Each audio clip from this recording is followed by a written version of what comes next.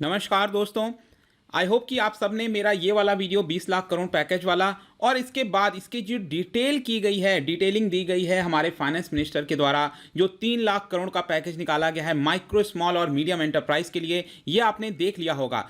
Further यहाँ पर जो हमारा अनाउंसमेंट किया गया था इकोनॉमिक पैकेज में, उसके अंदर एम्प्लॉयज़ के लिए भी काफ़ी कुछ बताया गया है। और जो टैक्स पेयर्स के मुकाबले मैं यहाँ पर बताऊँ, जो टीडीएस होता है, टैक्स डिडक्शन एट सोर्स, और जो टीसीएस होता है, उसमें कुछ बदलाव किए गए हैं। और जो एम्प्लॉयज़ के द्वारा कॉन्ट्रीब्यूशन किया जाता है ईपीएफ का, एम्प्लॉयज़ प्रोविडेंट फंड की जो स्कीम चलती है, इसमें कुछ बदलाव किए गए हैं। इन सब के बारे में आज इस वीडियो में जानेंगे। चलिए आगे बढ़ते हैं। मैं हूं अंकित अग्रवाल और अपडेट के लिए आप मुझे फॉलो कर सकते हैं इंस्टाग्राम, फेसबुक और ट्विटर पर। मेरे लेक्चर की हर पीडीएफ आपको फेसबुक पर तो मिलेगी ही, प्लस साथ में आप मेरा टेलीग्राम चैनल ज्वाइन कर सकते हैं by searching Ankit Agarwal official. ध्यान रखिएगा, इसमें 22,000 से ज़्यादा सब्सक्राइबर्स हैं। यही वाला चैनल ज्वाइन करिएगा। अगर आप यूपीएससी की तैयारी कर रहे हैं तो आपके लिए सुनहरा मौका है। स्टडी आईक्यू लाया है आपके लिए स्मार्ट कोर्सेज, जिसके थ्रू आप अपनी प्रिपरेशन और भी ज़्यादा अच्छे तरीके से कर सकते हैं। तो यहाँ पर जैसे कि मैंने बताया, एक तो जो एम्प्लॉयज़ के लिए ईपीएफ वाला जो कॉन्सेप्ट है वो मैं बताऊंगा, और जो टैक्स पेयर्स वाला कॉन्सेप्ट है टीडीएस और टीसीएस वाला, वो हम डिस्कस करेंगे काफ़ी डिटेल में।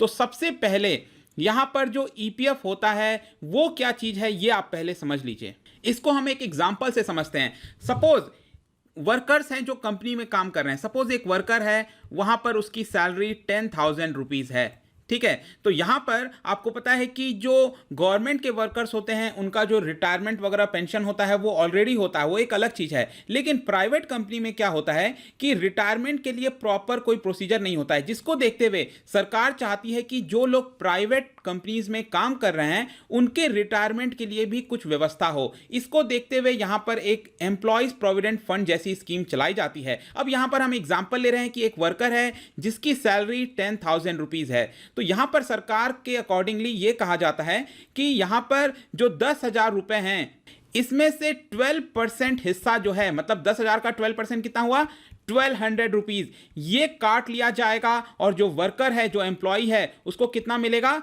It will be 8,800 rupees. और ये जो 1,200 रुपए कैलकुलेट हुआ है इस सैलरी के ऊपर, यही सेम अमाउंट और 1,200 रुपए जिसने नौकरी दी है, जो एम्प्लॉयर है, ठीक है, जो बॉस है, उसके द्वारा भी ये कंट्रीब्यूट किया जाएगा। मतलब टोटल मिलाकर अब ये कितना अमाउंट बन गया, 2,400 रुपए। और ये जो 2,400 रुपीज है, ये एक अलग से फंड में कलेक्ट हो जाएगा। ये जो वर्कर है उसके एक अलग सा फंड होगा, उसके अंदर ये कलेक्ट हो जाएगा। और 60 ईयर्स के बाद या फिर रिटायरमेंट के बाद जब वो रिटायर होगा, तो ओवरऑल जितना भी अमाउंट कलेक्ट हुआ है प्लस इंटरेस्ट के साथ, सभी चीजें उसको वहां पर रिटायरमेंट के बाद मिल जाएंगी, ताकि रिटायरमेंट उसका सेफ हो सके।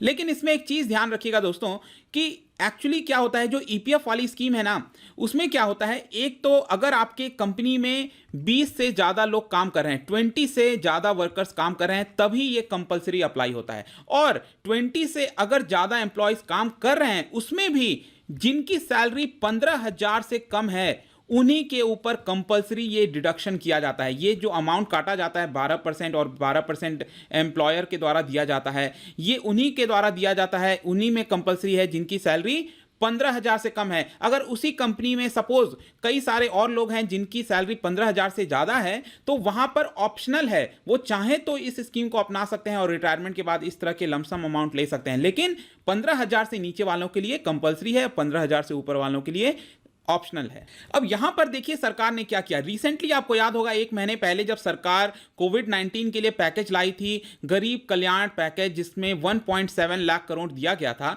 उसके अंदर ही यहां पर सरकार ने ईपीएफ वाली स्कीम लाई थी। और यहां पर कुछ एस्टैब्लिशमेंट को, मतलब कि वो सारे एस्टैब्लिशमेंट, अब वो कौन सारे एस्टैब्लिशमेंट हैं, जो कंपनी या इंडस्ट्री में 100 से कम वर्कर काम करते हैं, और उसी इंडस्ट्री में इन 100 से कम वर्कर्स वालों में 90% वर्कर्स की सैलरी 15,000 से कम होनी चाहिए। अगर ये फुलफिल करती है कोई भी इंडस्ट्री या कंपनी, तो ये जो 12% और 12%, मतलब कि 12% वर्कर से काटा जाता है और 12% यहाँ पर एम्प्लॉयर देता है, कंट्रीब्यूट करता है, और ये एक फंड में जाता है। तो ये दोनों पैसा ये सरकार खुद से देगी, ऐसा सरकार ने बोला था। और ये लागू किया गया था for the month of March, April, May, ठीक है। लेकिन यहां पर कल जो अनाउंसमेंट की गई है, तो इसको फर्दर एक्सटेंड कर दिया गया है अगले 3 महीने के लिए, दैट इज जून, जुलाई और अगस्त में भी ये चीज अप्लाई होगा।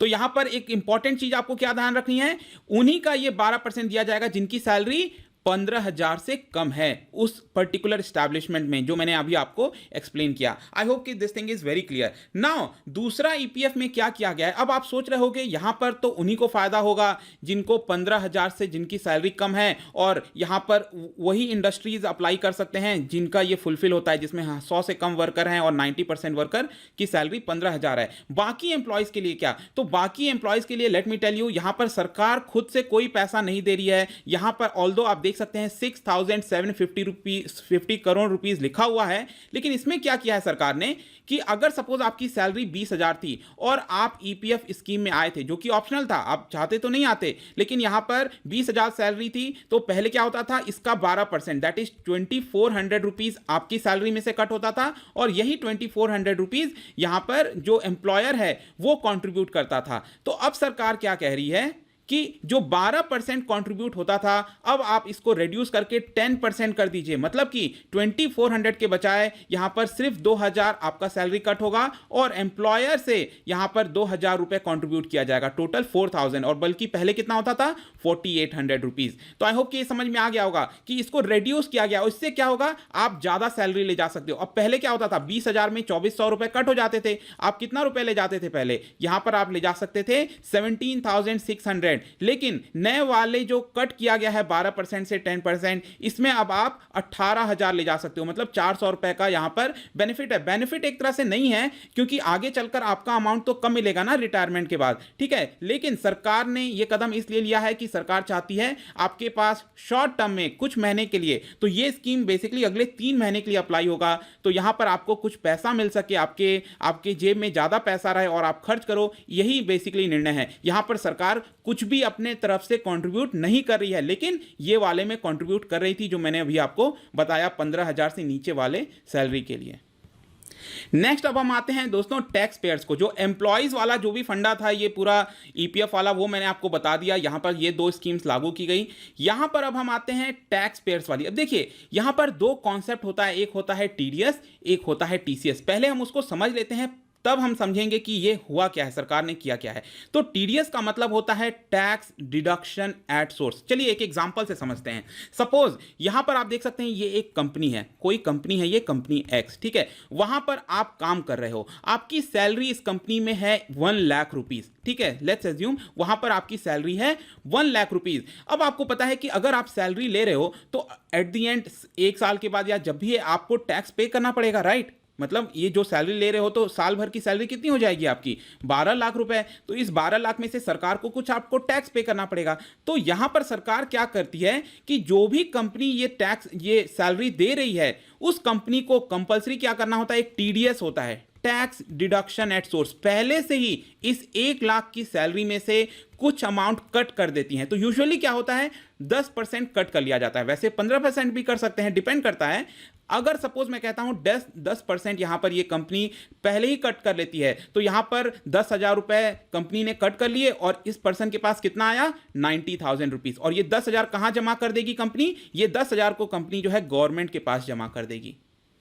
और ये जो अमाउंट है 10,000, इसको हम कहेंगे TDS, tax deduction at source. इसका मतलब क्या हुआ, आपका जो सोर्स है इनकम वो कहां है, वो है कंपनी। तो कंपनी ने क्या किया, टैक्स पहले ही डिडक्ट कर लिया। अब क्या होगा, आप देखिए यहां पर क्या हो रहा है, साल भर में टोटल कितना टीडीएस कट हो जाएगा, इसी हिसाब से चले तो यहां पर सैलरी थी आपकी 1 लाख रुपीज और साल भर में करीब 1,20,000 रुपए आपका कट हो गया। अब सपोज मैं कहता हूं साल भर के बाद टोटल आपको जो टैक्स पे करना था सरकार को, वो करना था 1 लाख रुपए, लेकिन आपने पहले ही कितना रुपए पे कर दिया है आपकी तरफ से कंपनी ने, 1,20,000। तो यहां पर सरकार आपको 20,000 रुपए रिफंड कर देगी। तो इसी को कई बार आप सुनते होंगे न्यूज में, अभी तक रिफंड नहीं आया है, यही रिफंड आता है। लेकिन सपोज यहां पर आपका टैक्स बनता साल के एंड में करीब 1.5 लाख रुपए, तो यहां पर क्या होता, आपने ऑलरेडी पे किया हुआ 1,20,000, तो और 30,000 आपको पे करने होते, ठीक है। तो ये पूरा प्रोसेस चलता है, तो इसी को हम कहते हैं टैक्स डिडक्शन एट सोर्स।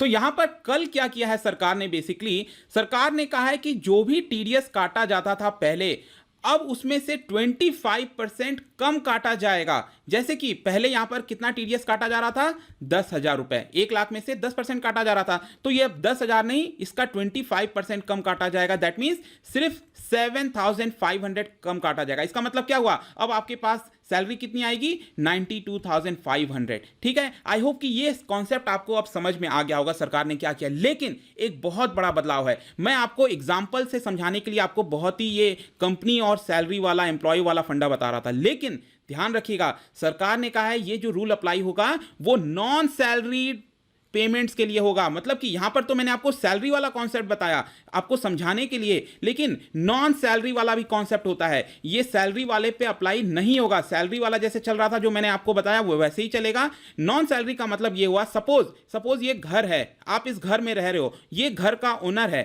ठीक है, आप इस घर में रह रहे हो, ये घर का ओनर है, आप क्या करते हो, हर मंथ इसको रेंट पे करते हो।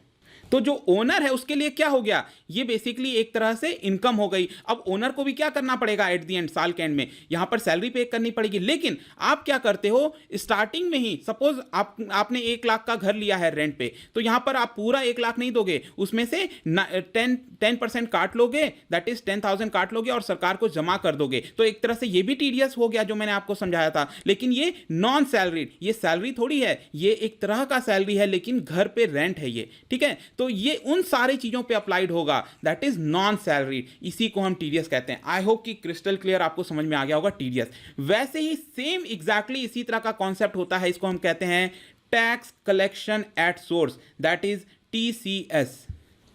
देखिए दोस्तों ये भी ऑलमोस्ट इसी की तरह है, लेकिन थोड़ा सा डिफरेंस है। जैसे कि अब एग्जांपल से समझते हैं, सपोज यहां पर कोई पर्सन रह रहा है, उसके पास एक कार है, गाड़ी है, ठीक है, लेकिन वो बेचना चाहता है, मतलब सेकेंड हैंड कार वो क्या करना है, बेचना चाह रहा है। ये आप हो इधर राइट साइड में, आप क्या करोगे, इसने आपको गाड़ी बेच दी, आपने ये कार खरीद ली। सपोज मैं कहता हूं ये कार थी 10 लाख रुपए की, ठीक है। तो एक तरह से क्या हुआ, इस पर्सन के लिए ये तो इनकम हो गई ना ये गाड़ी के लिए, तो 10 लाख में से अब आप क्या करोगे, आप टैक्स कलेक्शन एट सोर्स, मतलब कि यहां पर आप इसको जब पेमेंट करोगे इस घर को, ये जो ओनर है, जो भी पर्सन है यहां रह रहा है जिसने आपको गाड़ी बेची है, आप इसको पेमेंट कर रहे हो 10 लाख रुपए, लेकिन आप पूरा 10 लाख नहीं करोगे, आप इसमें से कुछ अमाउंट काट लोगे जिसको कहा जाता है टीसीएस। तो अगेन एग्जांपल लेते हैं 10% का, तो आप क्या करोगे, उसको 9 लाख दे दोगे और जो 1 लाख रुपए है इसमें से वो आप जमा कर दोगे गवर्नमेंट के पास। इसको हम कहते हैं टैक्स कलेक्शन एट सोर्स, मतलब कि सोर्स कहां था, यहां पे था, तो यहीं पर कलेक्ट हो गया ये वाला टैक्स और ये जमा हो गया सरकार के पास।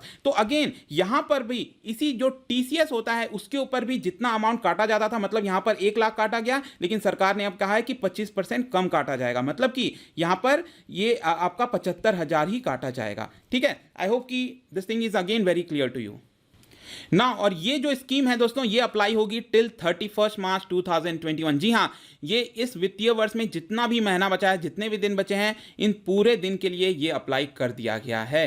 ठीक है, तो ये जितनी भी चीजें थी मेन मैंने आपको बता दी, और कुछ टैक्स से रिलेटेड कुछ यहाँ पर प्रोविजन किए गए हैं। बेसिकली क्या है कि सरकार कई सारे रिफंड करने, जस्ट मैंने अभी आपको मेंशन किया था रिफंड के बारे में, इसी तरह का जो रिफंड है वो यहाँ पर इमीडिएटली इशू किया जाएगा सरकार के द्वारा, ताकि यहाँ पर जो प्रोप्राइटरशिप, पार्टनरशिप, जो कंपनीज हैं, फर्म्स हैं, उनके पास पैसा आ सके और वो अपने बिजनेस को स्टार्ट कर सकें। ठीक है, प्लस साथ में जो रिटर्न भरा जाता है इसको भी एक्सटेंड कर दिया है टिल 30 नवंबर 2020। और एक और चीज मैं बता दूं, यहां पर सरकार 2-3 महीने पहले बजट के अंदर ये स्कीम लेकर आई थी जिसका नाम था विवाद से विश्वास स्कीम, और सरकार ने कहा था ये जो स्कीम है ये 31 मार्च तक लागू रहेगा, लेकिन सरकार ने कोरोना वायरस के चलते इसको पहले जून तक टाला, और कल यहां पर सरकार ने बोला है कि हम फर्दर इसको 31 दिसंबर तक डिले करते हैं। आपको और ज्यादा जानना है तो आप मेरा वीडियो देख लेना, विवाद से विश्वास स्कीम टाइप करना स्टडी IQ, ये वीडियो आपको मिल जाएगा, वहां पर क्लियरली मैंने एक्सप्लेन किया है ये है क्या। ये बेसिकली डायरेक्ट टैक्स कलेक्शन से रिलेटेड है, मतलब कि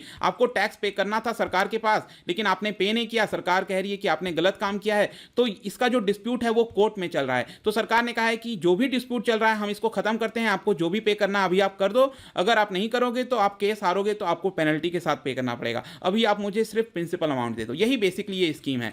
ठीक है दोस्तों, तो आई होप कि ये जो पूरा स्कीम था एम्प्लॉयज और टैक्स पेयर से रिलेटेड, जो कि निर्मला सीतारमण जी ने अनाउंस किया था, यहां पर आपको हर एक चीज अच्छे से समझ में आ गई होंगी। आज भी यहाँ पर कुछ अनाउंसमेंट हुई है, मैं उसके ऊपर भी वीडियो लाऊंगा। आई थिंक माइग्रेंट वर्कर्स के ऊपर जब मैं ये वीडियो रिकॉर्ड कर रहा हूँ, उनके लिए स्कीम लाई गई है, वो भी मैं आपके लिए लाता रहूँगा। यहाँ पर डेली यूपीएससी एमसीक्यू कोर्स मेरा है, स्टडी आईक्यू ऐप पर जाकर आप परचेज कर सकते हैं, ताकि यूपीएससी प्रीलिम्स की जो प्रिपरेशन है आपकी, जो करंट अफेयर्स बेस्ड क्वेश्चन हैं वो मैं कराता रहता हूँ यहाँ पर। प्लस किसी भी इंक्वायरी के लिए आप मुझसे डायरेक्टली इंस्टाग्राम पर जुड़िए, यहाँ पर मैं आपकी क्वेरी सॉल्व करूँगा, और यहाँ पर भी मैं एक एमसीक्यू डालता हूँ डेली, आप जाकर प्ले कर सकते हैं, मेरी वीडियो भी मिल जाएगी, प्लेलिस्ट वहाँ पर। मिलता हूँ आपसे next time, till then thank you very much, see you soon.